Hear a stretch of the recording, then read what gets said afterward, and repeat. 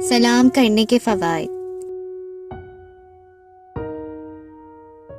سلام کرنے سے دل کی قساوتیں یعنی نفرتیں ختم ہو جاتی ہیں، باہم الفت و محبت پیدا ہو جاتی ہے، غرور و تکبر ختم ہو جاتا ہے۔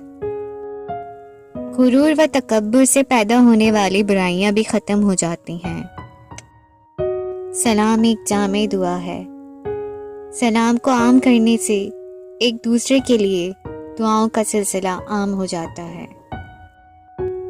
سلام مکمل اور جامع کرنا چاہیے، یعنی السلام علیکم ورحمۃ اللہ وبرکاتہ، اور سلام کا جواب بھی جامع اور مکمل دینا چاہیے، یعنی وعلیکم السلام ورحمۃ اللہ وبرکاتہ۔ سلام اور وعلیکم السلام کے جواب میں آمین کہنا چاہیے۔